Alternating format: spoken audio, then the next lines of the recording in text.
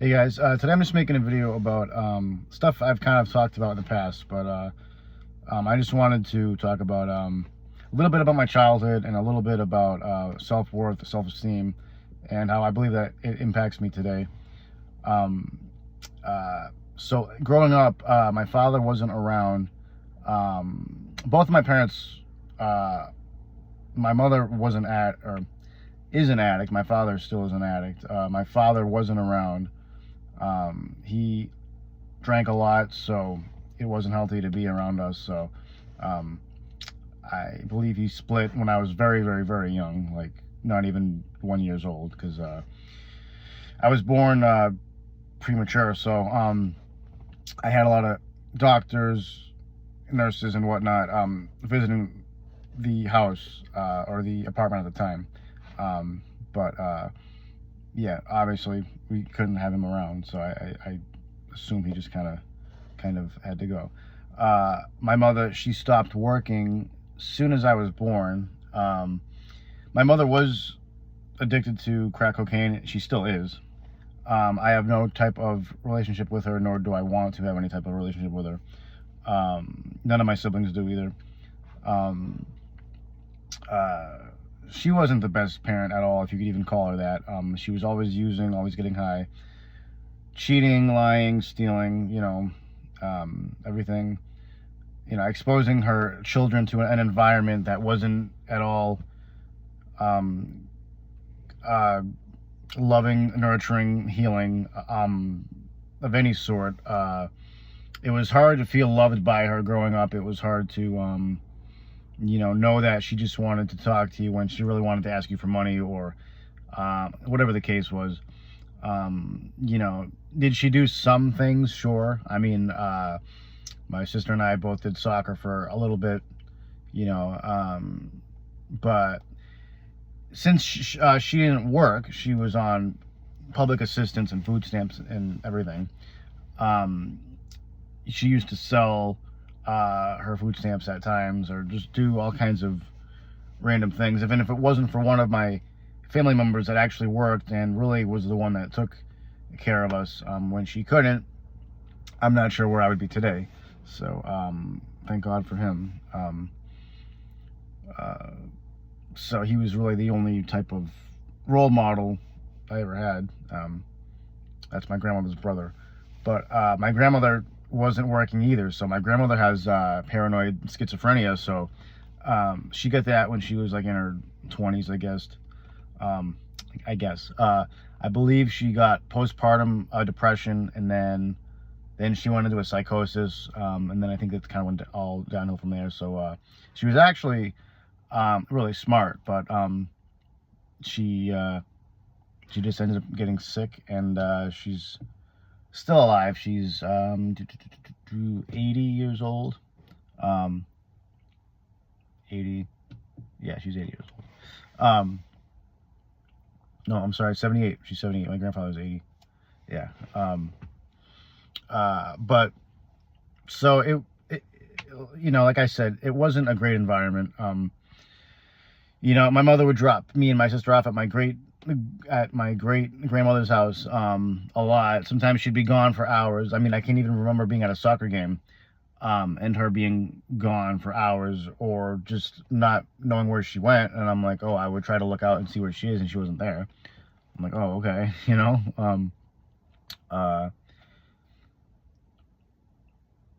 there's a lot I can talk about right now. And plus I have ADHD, so it's, I'm kind of all over the place. There's a lot of stuff I want to say at once, but I can't, obviously, because it wouldn't make any sense. But let's see, where can we go? So like, self-worth and self-esteem and all that. I was never really reassured. I was never really told good job. So my confidence and all of that in school, or just in general as a whole, was very low. I was always trying to seek friends out. I was always trying to get not get my friends to love me, but I wanted love from another type of healthy environment. So like at school, I would love kind of being friends with my teachers and stuff, because at least they were a healthy older type of figure. So I actually really loved being in school. I mean, even when I graduated from high school, I was actually sad that day. I mean, or even on senior skip day, I actually went to school because not only was it better than being at home, but I actually loved being at school. It was just a really nice environment. Um, you know, I stopped living with my mother when I was in my sophomore year, and I think in my high school years it was really more of a cry for help with a lot of different things. I was really depressed back then. I really did not have any self-esteem, any self-confidence. I was always moping around a lot. I mean, I would laugh and stuff like that, but as far as you know, having an identity, a sense of self, and trying to be, trying to figure out who I was at the time was very hard. I was always changing, like, not my personality, but just like I would either shell up and just stay to myself, or I would try to be like, hey, can someone hang out with me? Does anyone want to hang out? And of course, at the time, it's social media and stuff at that time, I would, kind of be dumb. And like, it's that whole, because I was in high school from 2010 to 2014. So Facebook was kind of just starting out and all that, so I had it, and then there would be times I would even write like a fake post and say that my account was hacked and say something bad about myself just to see if anybody would respond to it, just to kind of give me some kind of reassurance or anything like that. It just, as that young kid, I did not feel loved. I did not feel like my mother loved me. I didn't feel like she was really an appropriate kind of person. I mean, her and my stepfather were getting these vicious fights, yelling and screaming. Just two very emotionally immature people. My stepfather is very narcissistic, and it's just, like, there'd be threats, there'd be all kinds of things, and it's like, you can't expose a child to something like that, especially when they're very young. I mean, I am diagnosed with complex post-traumatic stress disorder, ADHD, potential bipolar, but that could be the ADHD, and a couple other things. It's not necessarily set in stone, but I'm getting a evaluation in a couple months. But that repetitive trauma over time, because it wasn't just one thing. I mean, yes, my father did sexually assault me when I was 10 and 11, and I think around age 14. I first actually kind of met him essentially when I was 10. My mother knew about it. I don't really, I mean, she obviously didn't do much about it. There's other personal things I don't want to go into necessarily online that isn't my place to say, but I can speak for myself at least. But and at the time, like, I didn't, you see, the difference between my sister and my brother, he's actually my half brother, but is that at that, my brother's 4 years younger than I am. Well, it depends on what part of the year. Sometimes he's 3 years younger, sometimes he's 4 years younger. At any rate, they were always outspoken. They were, I don't want to say cocky and confident, but I was the peacemaker. I tried to do what I was told, so I didn't get yelled at. I tried to be the healer, the one that, just try to, like I said, just try to keep the peace, try to just, say, yes, no, whatever I had to do to diffuse a lot of the bad situations, which I'm sure that really took a strain on me. Seeing my brother and my sister both being able to get in fits of rage, and talk however they want to my mother or whoever, whining and complaining and yelling and screaming to get whatever they wanted. Like, I mean, sure, it's something simple, like my sister or my brother always had the right to sit in the front seat because they were going to yell about it. I wasn't going to put up a fight, scream and yell, because I just wanted to sit in the front seat, so I was always, either in the back seat or whatever it was. And I just always remember being very quiet sometimes in the car, just looking out the window. And I was always in my head a lot. I was always thinking about stuff. I was always just in my zone, you know. So I mean, because I'm sure I've had ADHD for a long time. However, it was never probably diagnosed. I mean, my stuttering, I believe it could be a trauma response. The flight, fight, or freeze response. Because my stepfather was very verbally abusive. He was very it was really hard to hear some of the stuff he used to say or say about me or whatever it is. Because I was a very, not a scared kid. I mean, I even went to bed till I was 13, about 13, 14 years old. Just from all the stress and everything else that was going on. But when you go to the doctor, it's like, oh, he just has a weak bladder. No, it's because the parents or whatever they were, just really, it was just my mother really that was there, weren't doing their job right, and there was a bunch of trauma and verbal abuse, mental abuse, not really any physical abuse other than the sexual stuff, but it's just, it was horrible. So going back to, this is where the ADHD has been coming in. Going back to my brother and my sister, to this day now, they're more confident, outspoken. They're more of, they won't take any shit kind of a thing.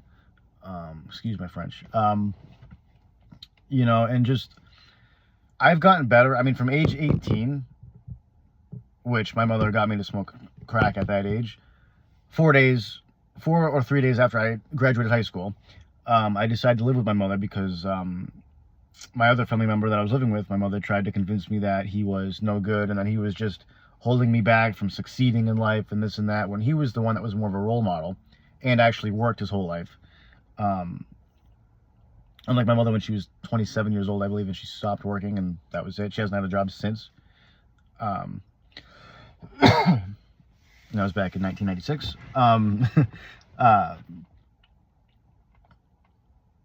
Damn it, where am I going with that? I see that's the problem with ADHD. You get all wound up and then you forget. Shit.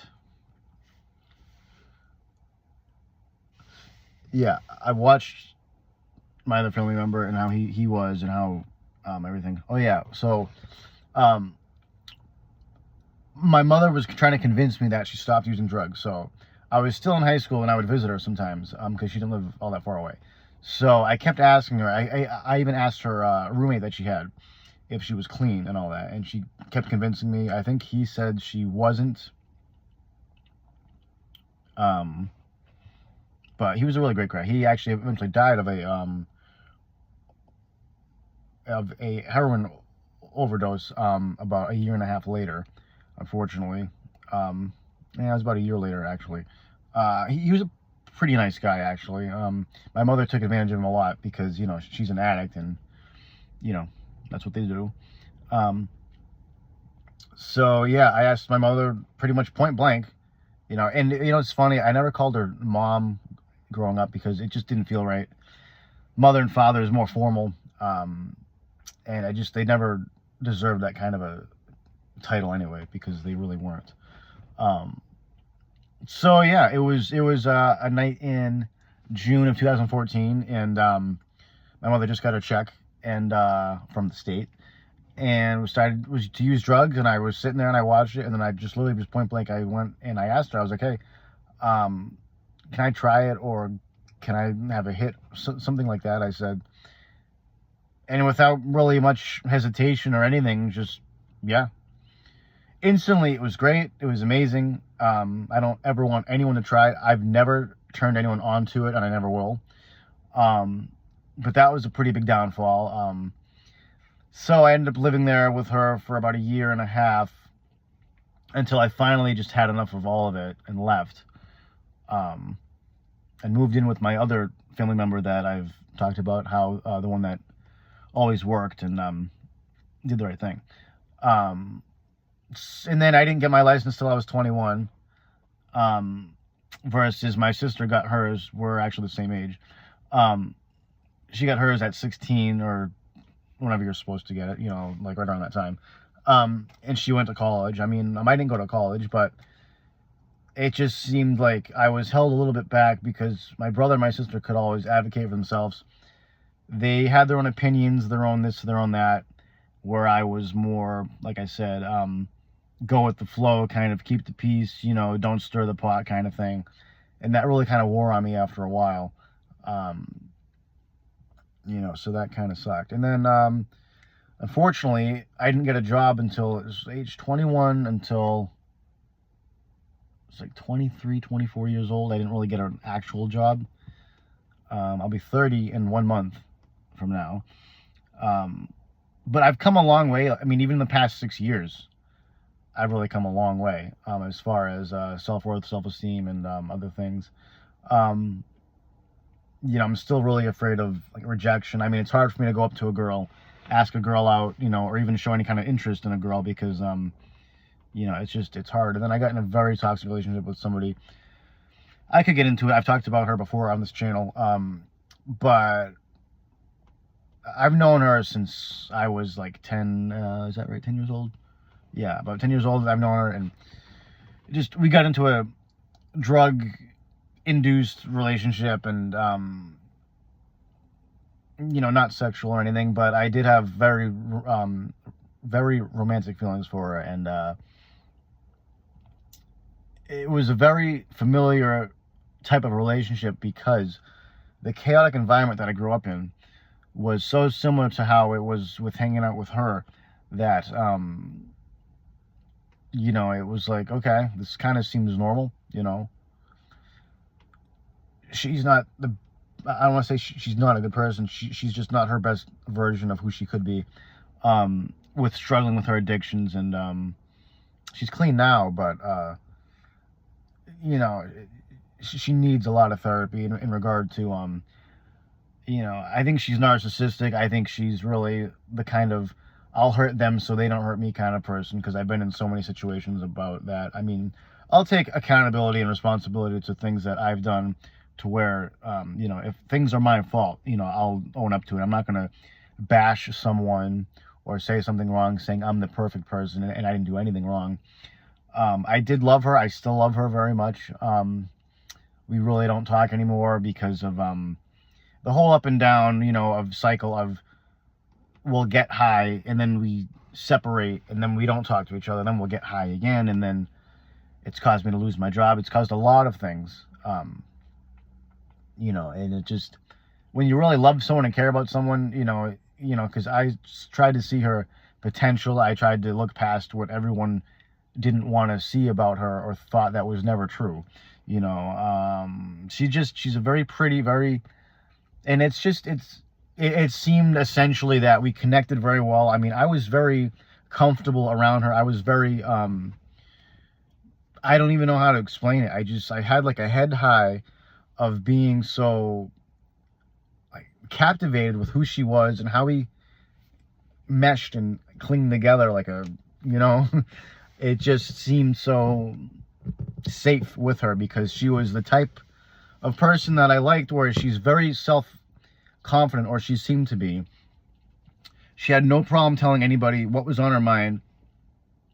You know, if she's out in public, whatever the case is, excuse me, you know, she'll stick up for herself. If it's even me, she'll stick up for me, you know, or whatever it is. You know, and I can't do that. You know, I can do that, but it's hard for me. So I just kind of shell up, and it's hard. Like I said, it's hard for me to advocate for myself and stick up for myself, because as that young child, I wasn't able to do that, you know, and it's still hard to this day. You know, and that it's just, it sucks. I mean, I'm not trying to beat myself up either. You know, these short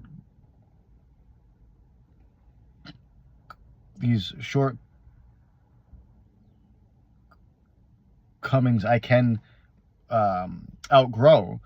I mean, I'm sure when I'm 35, I'll probably be a little bit more, I don't want to say stable, but a little more confident, a little bit more like ballsy, I guess, you know. I mean, because even with wanting to go out with a girl now, it's just, I mean, I'm the only one stopping myself because, you know, yeah, I have a speech impediment. It's not really all that bad right now because I'm kind of with myself. If I'm with people, that's when it kind of exacerbates and it's more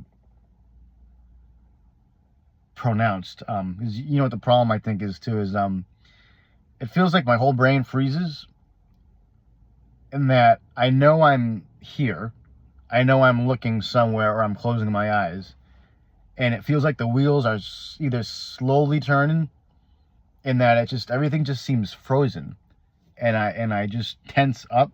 I mean, I get the tenseness in my throat, the back of my throat, my jaw, over here, my tongue. Sometimes my tongue will be pushed really far up against the roof of my mouth, or all depending on how the pronunciation of the word is, or how you have to form it. You know, and everyone thought it was stuttering. I really don't think it's stuttering. I think it's a freeze response, or it's the ADHD. I haven't been able to successfully get on any medication for it yet, because I'm waiting for my actual ADHD diagnosis, which is next month, thank God. In a way, I like having ADHD, but in another way, I don't, because I know it's going to change a lot of things. I mean, you know, when I'm in conversations and I'm always interrupting, or not that I don't care what they have to say, but it's like, oh, hold on, you know, it's not that I have to say is what's more important. It's just, let me get it out, you know. A lot of times I'll just kind of burst out laughing and have so much energy, and then it's just kind of like a roller coaster half the time. It was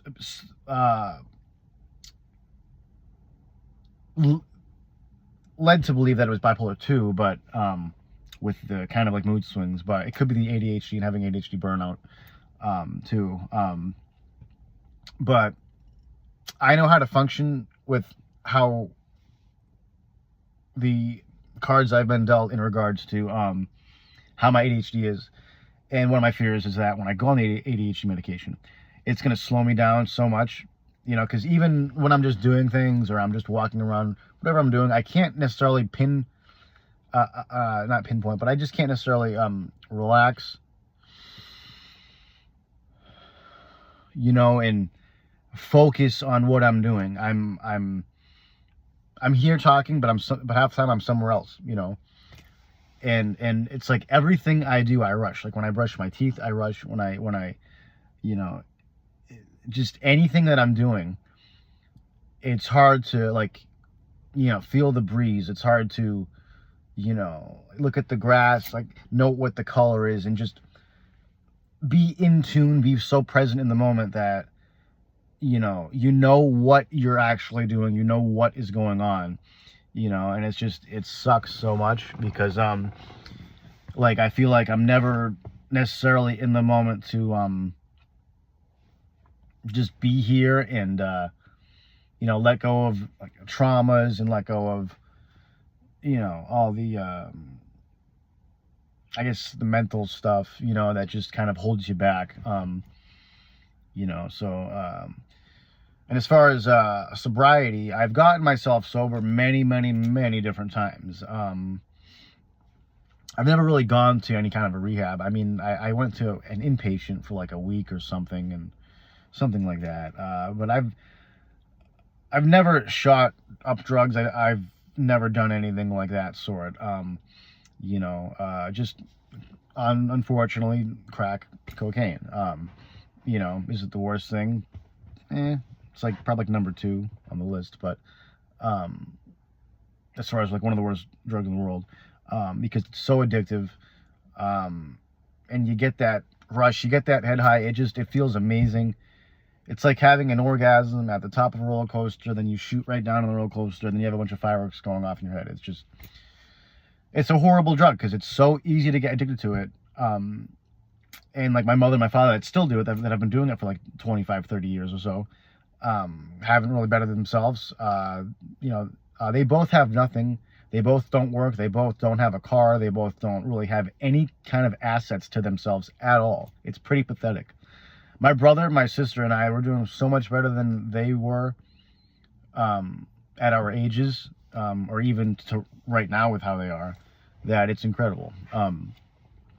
So I'm very proud of my siblings and everything for you know, toughing it out, and I guess, you know, managing well with what they've been dealt with. I know this video is kind of up and about and all around town, but so yeah, back to what I was talking about a little bit earlier was the self-worth and the self-esteem. What I've noticed by being around normal, regular people that presumptuously don't have any mental illness or any kind of a negative childhood background, the interesting point to that is there's so many people that have been traumatized or have had a very bad childhood that you wouldn't even know. It took a lot of convincing for my therapist to tell me that, because I feel so different from people. I feel so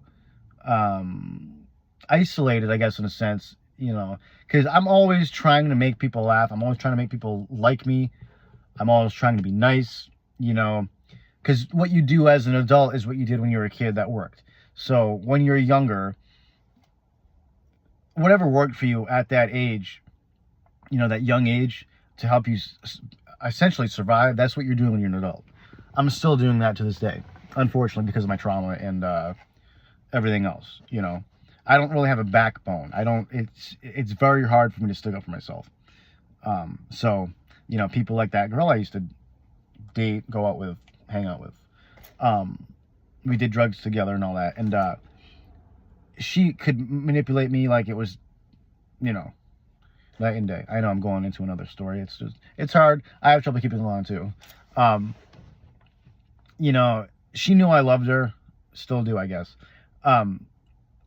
I did so much for her, and I got essentially robbed blind with a lot of things, not just physical things, but, you know, it seemed like we were flirting, but then we didn't, and then it seemed like she liked me, and then it seemed like she didn't, and then it seemed like typical borderline kind of a thing, you know. She'd flip out, it was horrible. A lot of that was not just due to the drugs, but due to whatever happened to her in her past that held her back to, you know, be like, I'm gonna hurt you before you hurt me, so watch out. Very somewhat of a dangerous type of person, very risky, very not giving a shit of what happens to her or the people around her. It's awful, but I only wish the best for her. So going back to my self-esteem topic was this past Thanksgiving, I was very fortunate to be around some very loving, very nice, very kind, caring people. One of my co-workers, I got invited to their house, and my mother, my grandmother, my stepfather, my real father, essentially my immediate family, my grandfather necessarily wasn't in the picture really, although he worked all his life, and he's I still have contact with him to this day, but he's actually a pretty good person. They were all essentially like animals, essentially. So like all the yelling, all the fighting, all the exposed things that a child never should see, I saw. It just horrible things. Sorry.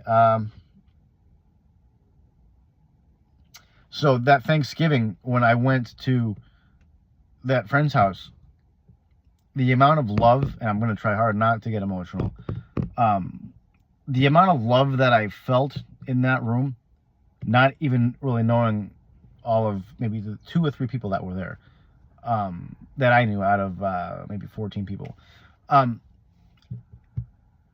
My holidays weren't like that, you know, like we never sat around a table. We never did board games. It wasn't a healthy environment based upon the fact that my mother did not have a sense of self, not a really sense of identity. She didn't have a personality necessarily. That, and she was always getting high, or she'd be sleeping. I can remember asking to go to Walmart or just wanting to go out. Half the time she'd be sleeping, or she didn't have the money, or she'd be depressed because she was getting high, and when you do that much crack cocaine that she used to do, what goes up must come down. So she was very, it's just just dead inside, just depressed. And I mean, even if you gotta fake it till you make it, to present that in front of your kids like that, just someone sleeping, someone being depressed, someone, it's just, half the time, the kid's gonna think it's their fault, or that they did something wrong. I mean, goodness gracious. But those people that I were around, to me, seemed like the normal, healthy, habitable, functioning people, that worked every day, because they do. They had healthy boundaries with their children. And it was so surreal that I didn't even want to leave, because the love I'm trying to get now, and even if I get a partner, the unfortunate thing is that I think that when I get a partner, is that I'm going to put all of my, not all my eggs in one basket, but it's just pretty much the nurturing and all the love and care that I should have gotten from my mother and from my father. But my father was psychotic and not a good person at all. Neither is my mother, obviously. I feel like I'm going to put that onto my partner, which is not fair, but,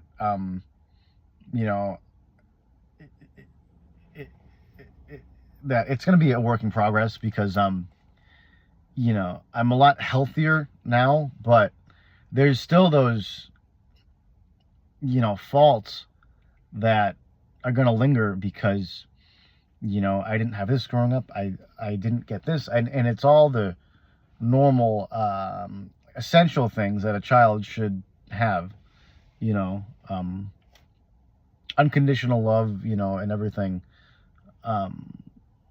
Now, the thing about me is I'm a very romantic, giving, loving, caring, kind, very nice person. I'm not perfect, obviously, but, I have so much love to give that I never got, so, I need to find that right special person. And when I have kids one day, I'm going to know, about 99% of what not to do, and, because like the 1% of my childhood, I guess that was good, I'm going to know exactly what I need to do and what not to do. And then even the people that I was around, with trying to go back to when I was talking about how, you can't know someone that has trauma, because it just, you can't tell. The healthy communication that I witness a lot. I mean, I love watching people listen to their conversations and whatever else.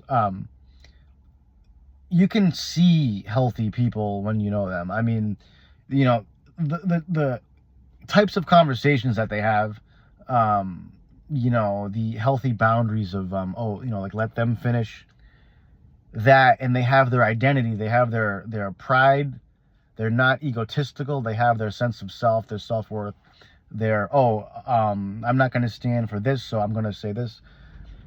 It's hard for me to explain it without, I guess, if you were able to see it from my lens, if you saw how I have a conversation with somebody, versus people that seem to be healthy and seem to just have it all together and not have any mental types of issues. It's like night and day, I mean, you are who you surround yourself around.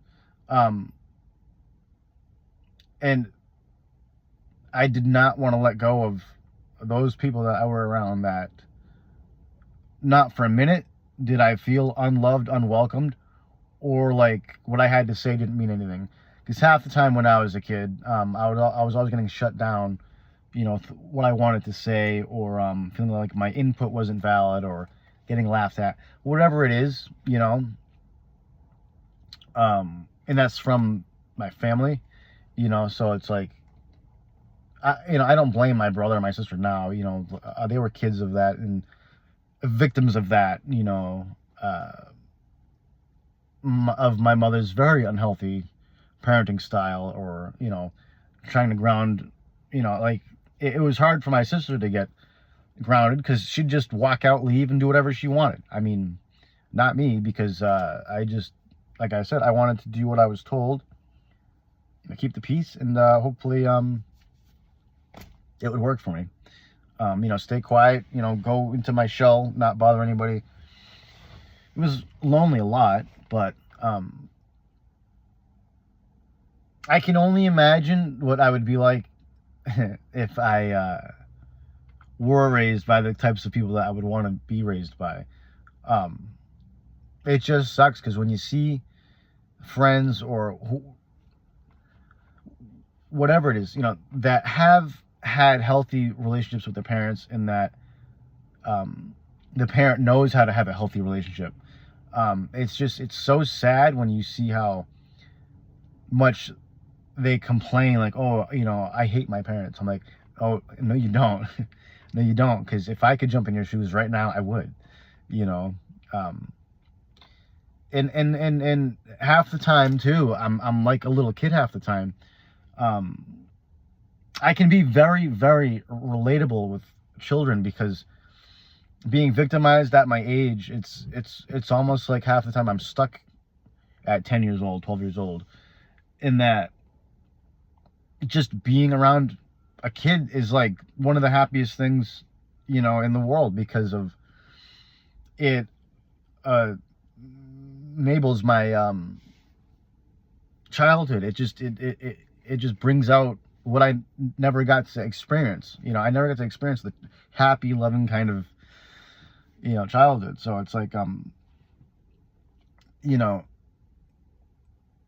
then when I see children and their parents out in the stores, obviously this is with unhealthy kind of parents, it really breaks my heart when I see them yell, scream, or parent them in an inappropriate way. It's very heartbreaking, because I feel so much for that kid, and I know what that's like, and I know how he's feeling, he, she, whatever, that it's too painful to see it, yeah, I've learned that you need tough love, but there's a balance with that, but yeah, the healthy conversation, like when I talk to people, sometimes I swear, sometimes I have these negative thoughts, like, oh, I'll like pick on someone, not face to face, but like there's times I'm very judgmental towards people that I don't even know. So I'll be sitting in my car, like staring at someone and just saying these weird negative things about them, and I don't even know them, and like, I don't know why I do that. I don't like the fact that I do that. So when I'm around these normal people, not that I put on an act, because I am nice, caring, and loving, and very, I guess, affectionate, in a appropriate way. That it's not a mask. It's just that it brings out who I am. But hanging around those types of people, that I wish I were raised by, I eventually feel as if I could get to that healthy state of, having self-worth, self-respect, and self-love, and everything else, and not be so, not angry, because I'm not angry. I'm just a little sad and lost of not knowing who I am, not necessarily knowing what I want, and being able to firmly say no, and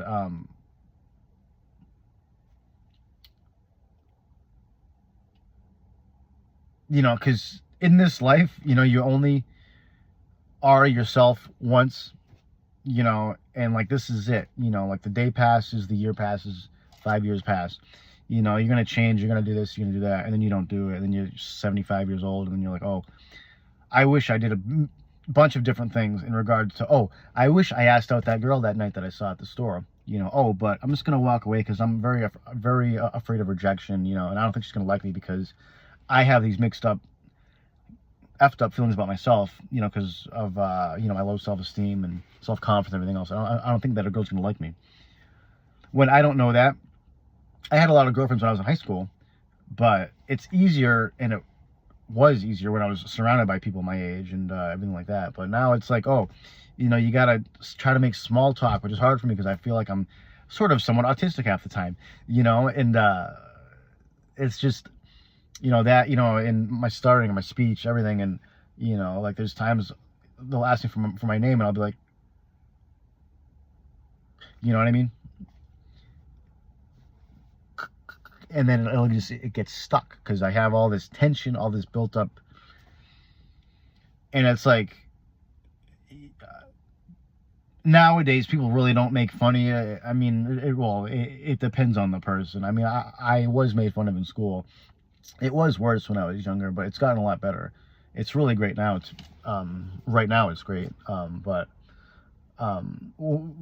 once I get comfortable with a person, that's when everything starts to get better too. But off the street, when I meet someone that's cute, pretty, whatever, that I like, that I might think I want to have an interest with, you know, or just to hang out with, whatever the case is, you know, and it's hard for me to get out and go to places. I mean, I'm all love driving around, driving in my car, you know, doing this, doing that, you know, but it's like seeing a nice girl and I want to ask her out. It's like,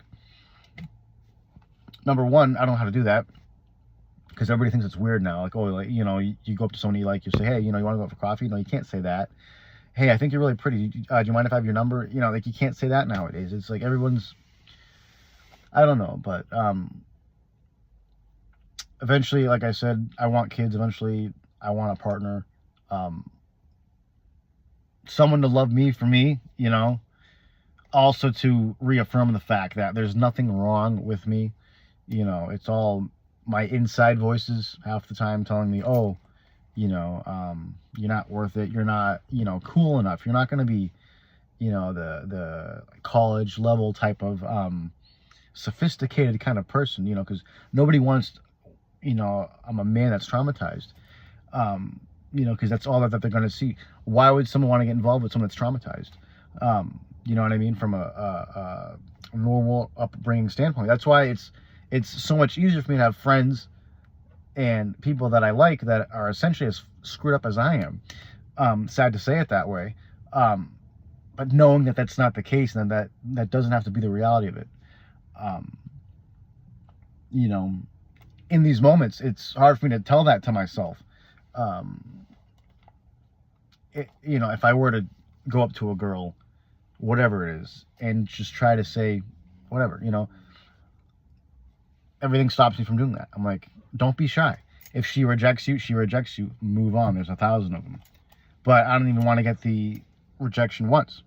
I understand everyone has to go through that rejection. You know, you're not going to get your first yes on the first try. For me, it's more powerful, and I'd rather not know. So I'd rather not ask, you know. But hopefully, I get better with it. And just, you know, man up, you know, because I don't necessarily feel like a man. I mean, I'm almost 30 years old. You know, I don't really feel like a man. I mean, I can look at people, talk to people, see people, and I'm like, oh yeah, that's a man. I'm more somewhat in between. That's what it seems to be. Yet everyone tells me that I act and am way older than I am because I had to grow up fast. But it's the self-confidence and the self-worth and everything that I think that I don't have, because I don't, but it can be built upon. That's what my therapist is also trying to get me to understand, is that I can build on my confidence levels, you know, and you know, even with some of the friends that are very toxic for me that I somewhat am attracted to, because when I was growing up, I was trying to get my mother to love me, and she was very toxic. So I would try to do whatever I could, and I can put up with a lot and still stay with somebody because I'd rather not be abandoned by them, and I'd rather put up with it than to leave. So it's like, anytime I want to say something, or anytime I want to do something, or instead of wanting to say no, and I just say yes to them, these types of narcissistic type of people that I know, that I'm friends with, I'm in somewhat of a toxic relationship with regard to how they react towards me if I choose to say no, or if I choose to be like, hey, how come it only feels like you want to hang out because you want to, because there's something in it for you, not because you want my company, this, that, and everything in between. It's a shitty feeling, you know, because I don't want anything from anybody. I just want their company and their unconditional acceptance of them wanting me to be there in their space with them, you know, like I do with them.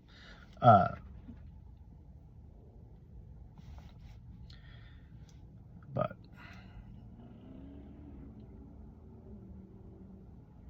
at the end of the day, you know, you can't beat yourself up, but you have to present yourself in uncomfortable situations in order to obtain what you want, you know, because not everything's easy.